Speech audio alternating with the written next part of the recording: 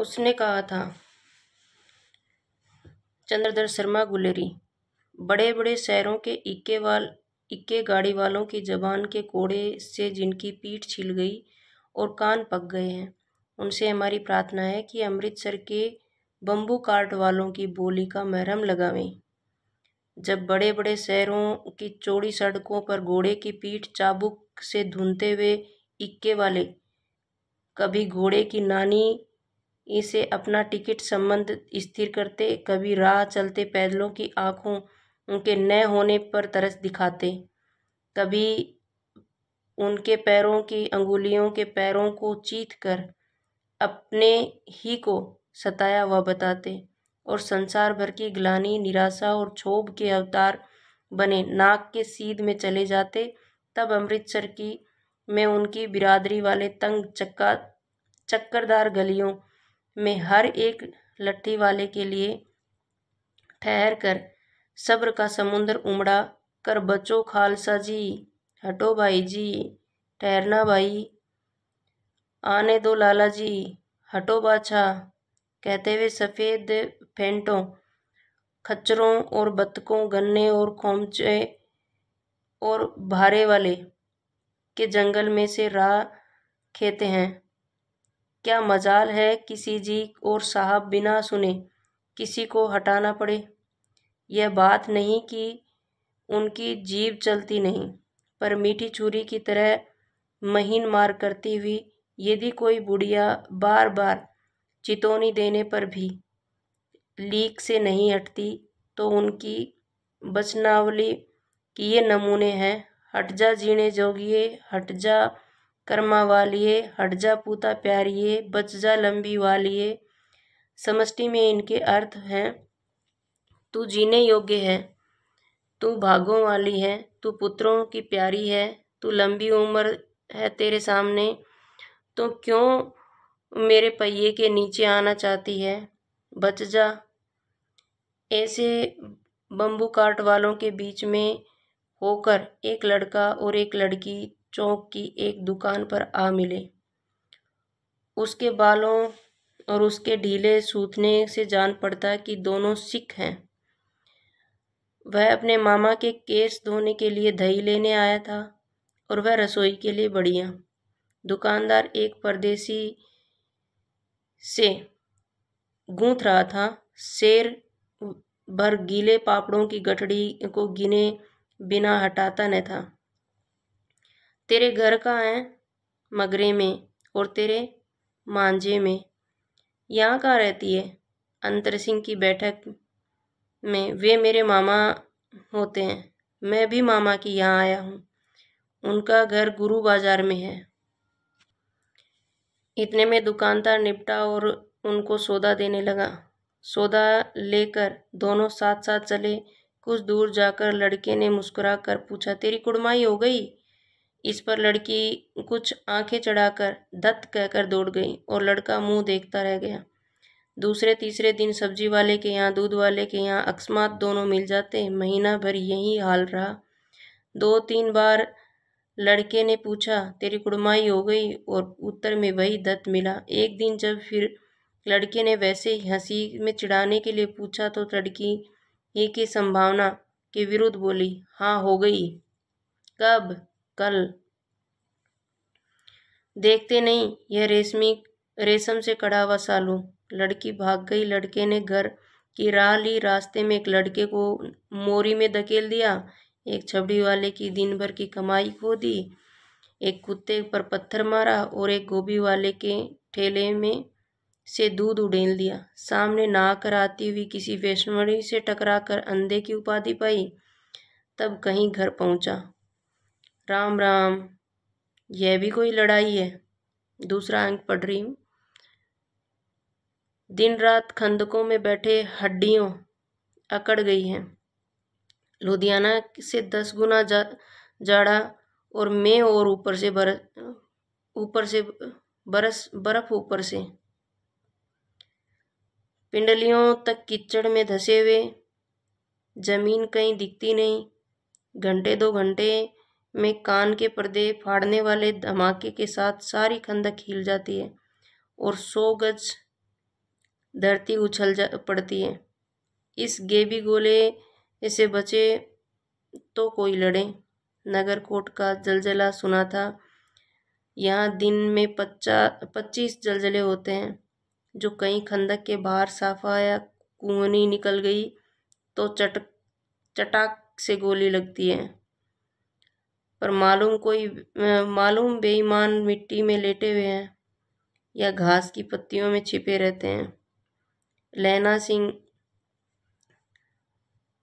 और 3 दिन है, 4 तो खंदक में ही बिता दिए। परसों रिलीफ आ जाएगी। 7 दिन की छुट्टी अपने हाथों झटका करेंगे और पेट भर खाकर सो रहे होंगे। फिरंगी मैम के बाग में मखमल का सा हरा घास फल और दूध की वर्षा कर देती है।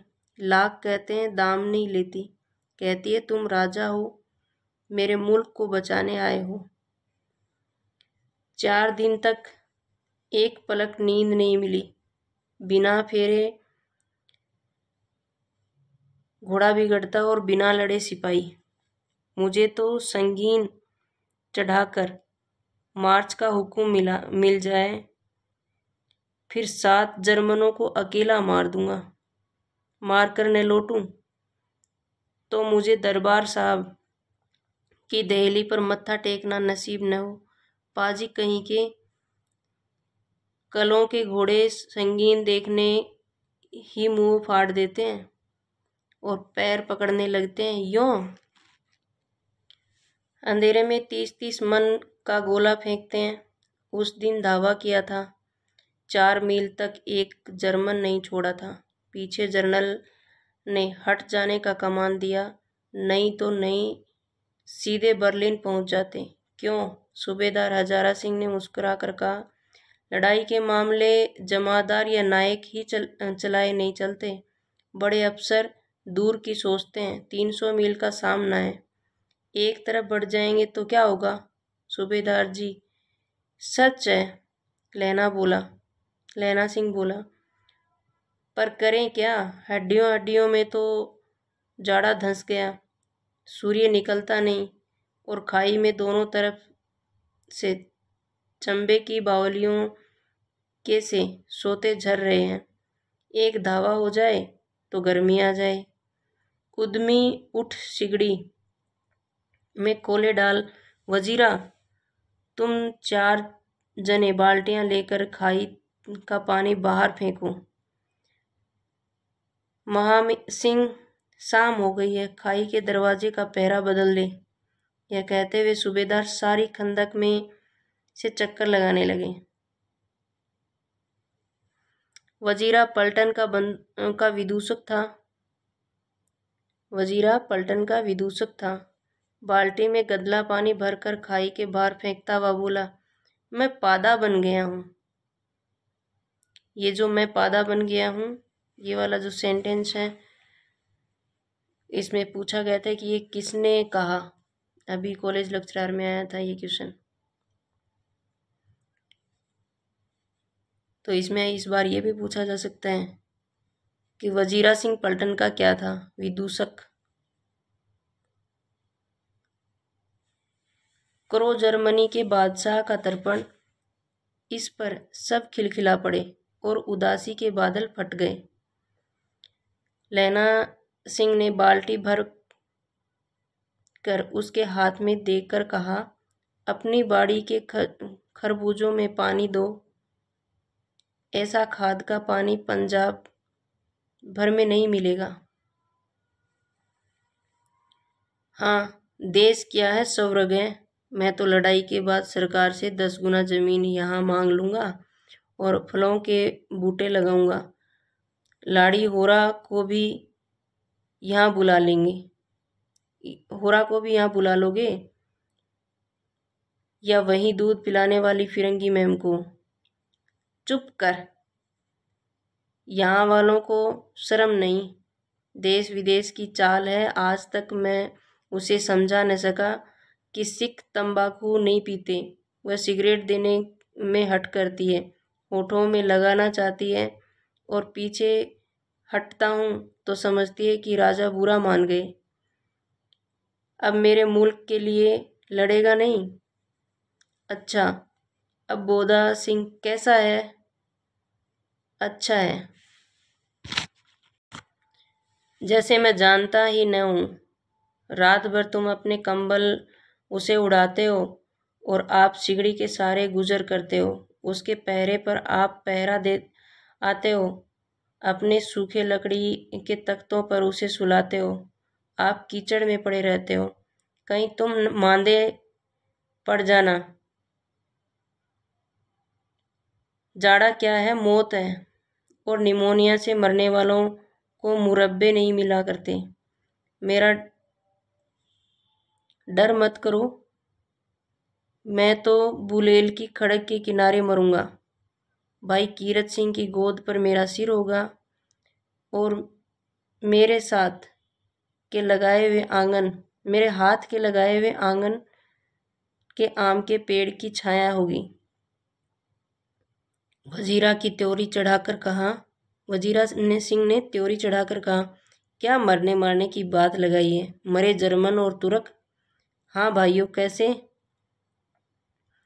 दिल्ली शहर ते पिशोर ने चा दिए, कर लेना लोंगा दा बपार मंडिए, कर लेना नांदड़े दा सौदा अड़िए, ओए लाना चटका कूंदे नू कुद्दू बनाया वे मजेदार गोरिए, हुण लाना चटका कूंदिए नू।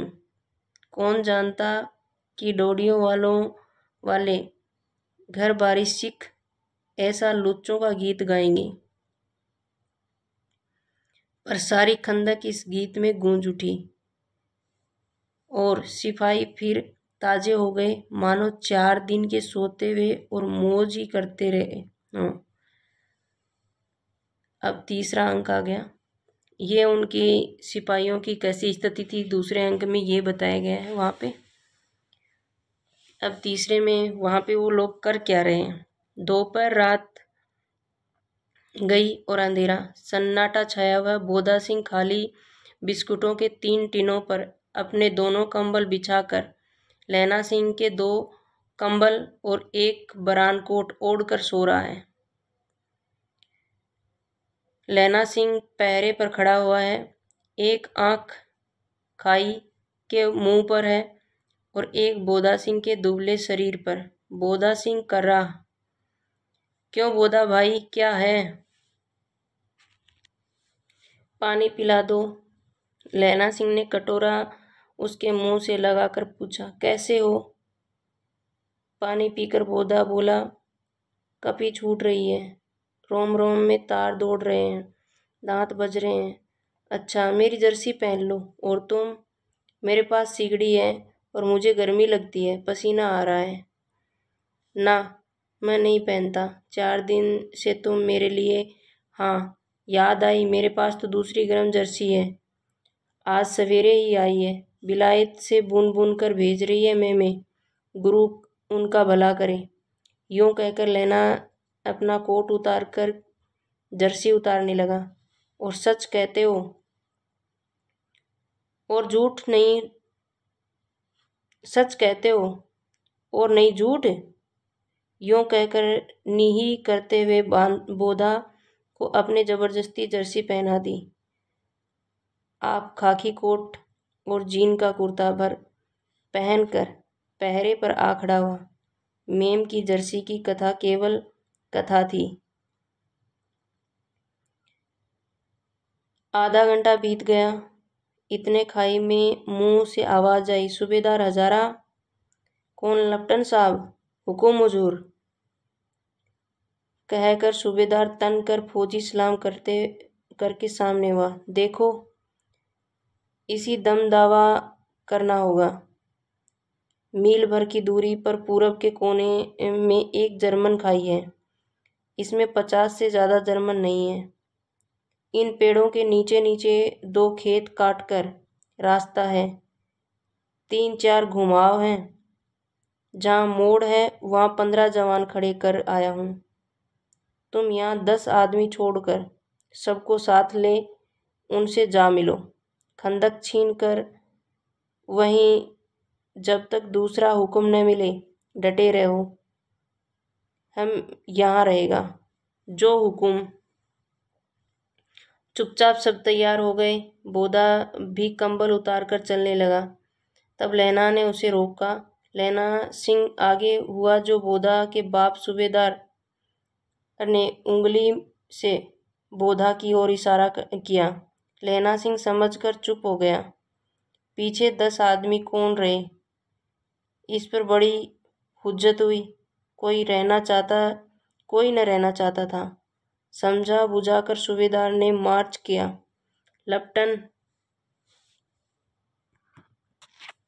लेफ्टिनेंट साहब लैला की सिगड़ी के पास मुंह फेर कर खड़े हो गए और जेब से सिगरेट निकालकर सुलगाने लगे। 10 दिन बाद उन्होंने लैला की ओर हाथ बढ़ाकर कहा, लो तुम भी पियो। आंख मारते मारते लैला सब समझ गया। मुंह का भाव छिपाकर बोला, लाओ साहब। हाथ आगे करते ही उसकी सिगड़ी के उजाले में साहब का मुंह देखा, बाल देखे, तब उसका माथा ठनका। लेफ्टिनेंट साहब के पट्टियों वाले बाल एक दिन में ही कहाँ उड़ गए। उनकी जगह कैदियों से कटे बाल कहाँ से आ गए। शायद साहब शराब पिए हुए हैं और उन्होंने बाल कटवाने का मौका मिल गया। लैला सिंह ने जांचना चाहा। लेफ्टिनेंट साहब 5 वर्ष से उसकी रेजिमेंट में थे। क्यों साहब, हम लोग हिंदुस्तान कब जाएंगे? लड़ाई खत्म होने पर क्यों? क्या यह देश पसंद नहीं? नहीं साहब, शिकार के वे मज़े यहाँ कहाँ। याद है 5 साल नकली लड़ाई के पीछे हम आप जगाधरी जिले में शिकार करने गए थे। हाँ हाँ, वहीं जब आप खोते पर सवार थे और आपका खानसामा अब्दुल रास्ते के लिए एक मंदिर में जल चढ़ाने को रह गया था। बेशक पाजी कहीं का। सामने से वह नीलगाय निकली कि ऐसे बड़ी मैंने कभी न देखी थी, और आपकी एक गोली कंधे से लगी और पुट्ठे से निकली। ऐसे अफसर के साथ शिकार खेलने में मज़ा है। क्यों साहब? शिमले से तैयार होकर उस नीलगाय का सिर आ गया था। न आपने कहा था कि रेजिमेंट की मैस में लगाएंगे। हाँ, पर मैंने वह विलायत भेज दिया। ऐसे बड़े बड़े सींग 2 फुट के तो होंगे। हाँ, लैला सिंह 2 फुट 4 इंच के थे। तुमने सिगरेट नहीं पिया? पीता हूँ साहब, दिया सलाई ले आता हूँ, कहकर लैला सिंह खंदक में घुसा।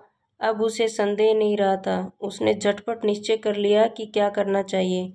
अंधेरे में किसी सोने वाले से वह टकराया। कौन है? वजीरा सिंह। हाँ, क्यों लैला, क्या कयामत आ गई? जरा तो आंखें लगने दी होती। होश में आओ, कयामत आई है और लेफ्टिनेंट साहब की वर्दी पहनकर आई है। क्या? लेफ्टिनेंट साहब या तो मारे गए हैं या कैद हो गए हैं। उनकी वर्दी पहनकर कोई जर्मन आया है। सूबेदार ने उनका मुंह नहीं देखा। मैंने देखा है और बातें की हैं। सोहरा साफा उर्दू बोलता है, पर किताबी उर्दू, और मुझे पीने के लिए सिगरेट दिया है। तो अब मारे गए। धोखा है। सूबेदार होरा कीचड़ में चक्कर काटते फिरेंगे और यहाँ खाई पर धावा होगा। उठो, एक काम करो, पलटन के पैरों के निशान देखते देखते दौड़ जाओ। अभी बहुत दूर न गए होंगे। सूबेदार से कहो एकदम लौट आए। खंदक की बात झूठ है। चले जाओ, खंदक के पीछे से निकल जाओ, पता तक न खड़के। देर मत करो। हुक्म है तो यही है कहीं। हुक्म है तो यहीं कहीं। ऐसी की तैसी हुक्म की।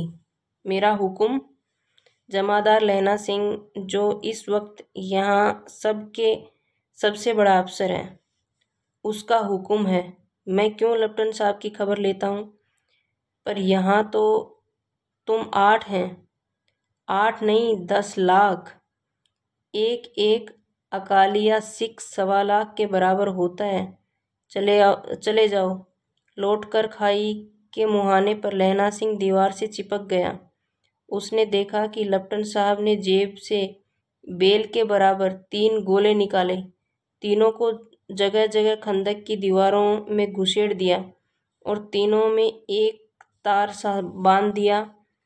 तार के आगे सूत की एक गुत्थी थी, जिसे सिगड़ी के पास रखा।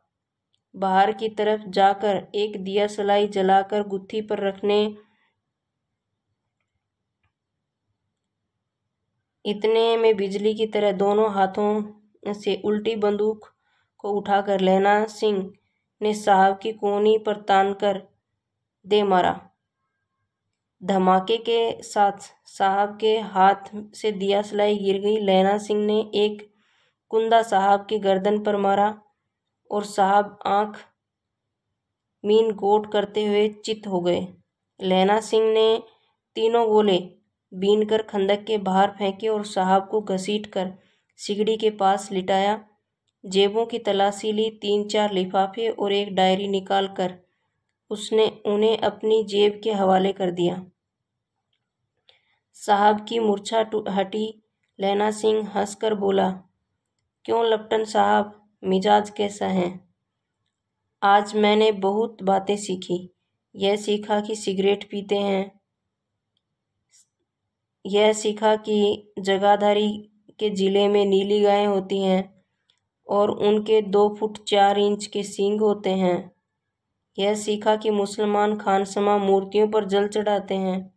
लेफ्टिनेंट साहब खोते पर चढ़ते हैं, पर यह तो कहो कि ऐसी साफ उर्दू कहाँ से सीख आए? हमारे लेफ्टिनेंट साहब तो बिना डेम के 5 लफ्ज भी नहीं बोला करते। लैना ने पतलून के जेबों की तलाशी नहीं ली थी। साहब ने मानो जाड़े से बचने के लिए दोनों हाथों में जेबों में डाले। लहना सिंह कहता गया,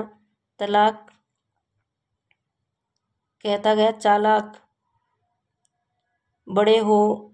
पर मांझे का लहना इतने बरस लेफ्टिनेंट साहब के साथ रहा और उसे चकमा देने के लिए 4 आंखें चाहिए। 3 महीने हुए एक तुर्की मौलवी मेरे गांव आया था। औरतों को बच्चे होने की ताबीज बांटता था और बच्चों को दवाई देता था। चौधरी के बड़ के नीचे मिंजा बिछाकर हुक्का पीता था और कहता था कि जर्मन वाले बड़े पंडित हैं। वेद पढ़ कर उनमें से विमान चलाने की विद्या जान गए हैं। गौ को नहीं मारते। हिंदुस्तान में आ जाएंगे तो गोहत्या बंद कर देंगे। मंडी के बनियों को बहकाता कि डाक खाने में से रुपया निकाल लो, सरकार का राज्य जाने वाला है। डाक बाबू पोलहुराम भी डर गया था। मैंने मुलाजी की दाढ़ी मूंड दी थी और गांव से बाहर निकाल कर कहा कि जो मेरे गांव में अब पैर रखा तो साहब की जेब में से पिस्तौल चला और लैना की जांघ में गोली लगी। इधर लैना की हेनरी मार्टिन के 2 फायरों ने साहब की घायल कपाल क्रिया कर दी। धड़ाका सुनकर सब दौड़ आए। बोधा चिल्लाया, क्या है? लहना सिंह ने उसे यह कहकर सुला दिया कि एक हड़का हुआ कुत्ता आया था, मार दिया। औरों से सब हाल कह दिया। सब बंदूकें लेकर तैयार हो गए। लहना सिंह ने साफा फाड़कर घाव के दोनों तरफ पट्टियां कस कर बांधी। घाव मांस में ही था। पट्टियों के कसने से लहू निकलना बंद हो गया। इतने में 70 जर्मन चिल्लाकर खाई में घुस पड़े। सिखों की बंदूकों की बाढ़ ने पहले धावे को रोका, दूसरे को रोका, पर यहाँ 8 लैना सिंह तक मार रहा था। वह खड़ा था और लेटे हुए थे और वे 17 अपने मुर्दा भाइयों के शरीर पर चढ़कर जर्मन आगे घुस आते थे। थोड़े से मिनटों में वे अचानक आवाज आई, वाह गुरुजी की फतेह हो, वाह गुरुजी का खालसा। और धड़ाधड़ बंदूकों से फायर जर्मनों की पीठ पर पड़ने लगे। ऐन मौके पर जर्मन 2 चक्की के पाटों के बीच में आ गए। पीछे से सूबेदार हजारा के जवान आग बरसाते थे और सामने लैना के साथियों के संगीन चल रहे थे। पास आने पर पीछे वालों ने भी संगीन पिरोना शुरू कर दिया। एक किलकारी और अकाल शिक्षा दी मौत आई है। वाह गुरुजी की दी फतेह, वाह गुरुजी दा खालसा, सत श्री अकाल पुरुष। और लड़ाई खत्म हो गई। 63 जर्मन या तो खेत रहे थे या करा रहे थे। सिखों में से 15 के प्राण गए। सूबेदार के दाहिने कंधे में से गोली आर पार निकल गई। लैना सिंह की पसली में से एक गोली लगी। उसने घाव को खंदक की पीली मिट्टी से पूर लिया। बाकी का साफा कसकर कमरबंद की तरह लपेट लिया। किसी को खबर न हुई कि लैना को दूसरा घाव, भारी घाव लगा है। लड़ाई के समय चांद निकल आया था, ऐसा चांद जिसके प्रकाश से संस्कृत कवियों का दिया हुआ छई नाम सार्थक होता है। और हवा ऐसी चल रही थी जैसे बाणभट्ट की भाषा दंत वीणोपदेशाचार्य कहलाती है।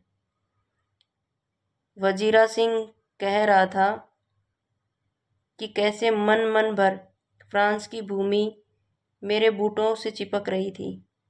जब मैं दौड़ा दौड़ा सूबेदार के पीछे गया था, सूबेदार लैना सिंह सारा हाल सुन और कागजात पाकर वे तुरंत बुद्धि को सराह रहे थे और कह रहे थे कि तू न होता तो आज सब मारे जाते।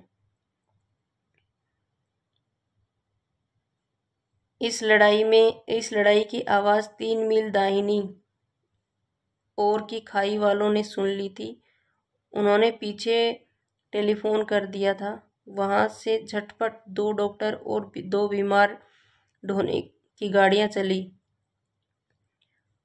जो कोई 1.5 घंटे के अंदर आ पहुंची। फील्ड अस्पताल नजदीक था। सुबह होते होते वहां पहुंच जाएंगे, इसलिए मामूली पट्टी बांधकर गाड़ी में घायल लिटाया गया। दूसरी गाड़ी में लाशें रखी गई। सूबेदार सिंह ने लैना सिंह की जांघ पर पट्टी बंधवानी चाहिए, पर उसने यह कहकर टाल दिया कि थोड़ा घाव है, सवेरे देखा जाएगा। भोदा सिंह ज्वर से बर्रा रहा था। वह गाड़ी में लिटाया गया।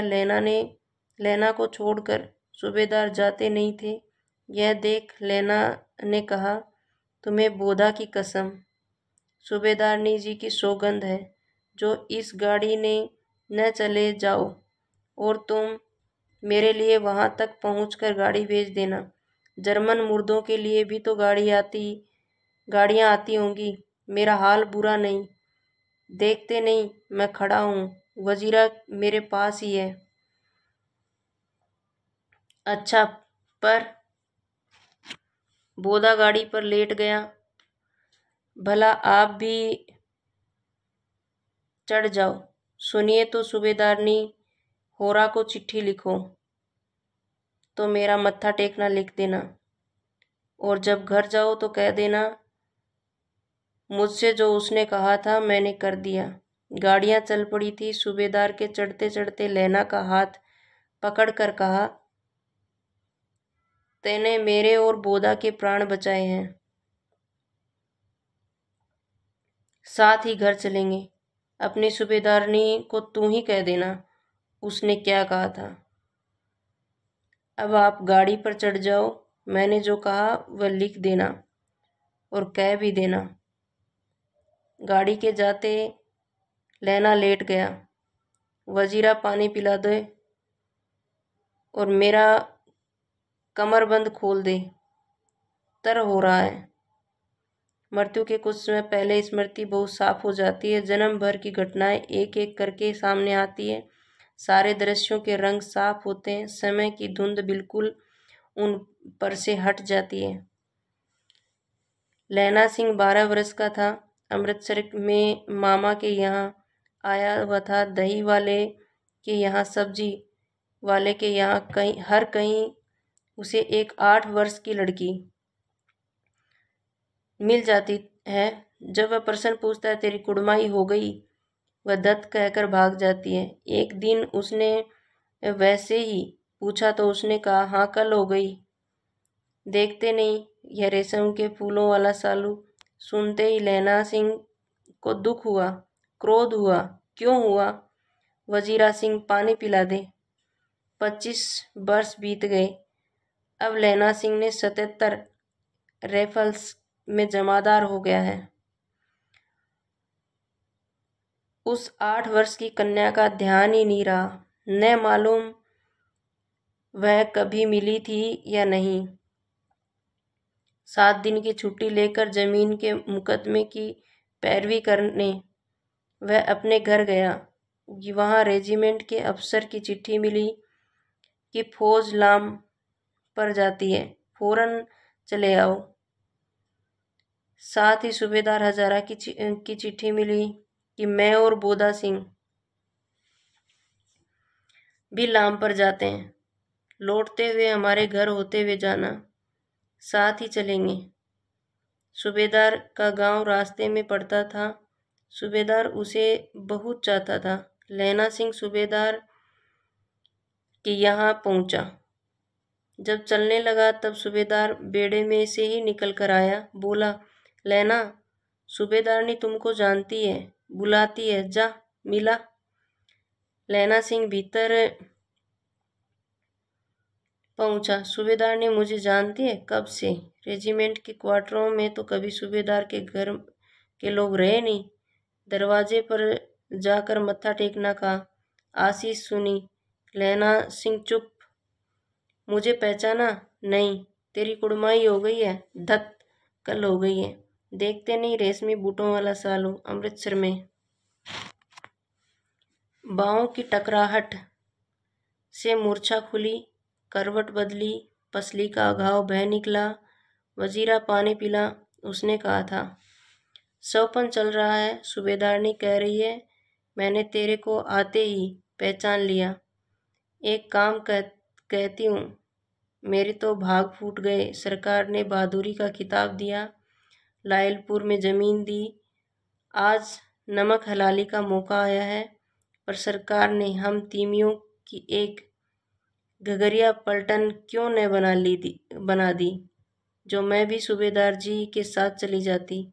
एक बेटा है, फौज में भर्ती हुए उसे 1 ही वर्ष हुआ है। उसके पीछे 4 और हुए, पर एक भी नहीं जिया। सूबेदारनी रोने लगी। अब दोनों जाते हैं, मेरे भाग हैं। तुम्हें याद है, एक दिन तांगे वाले का घोड़ा दही वाले की दुकान के पास बिगड़ गया था। तुमने उस दिन मेरे प्राण बचाए थे।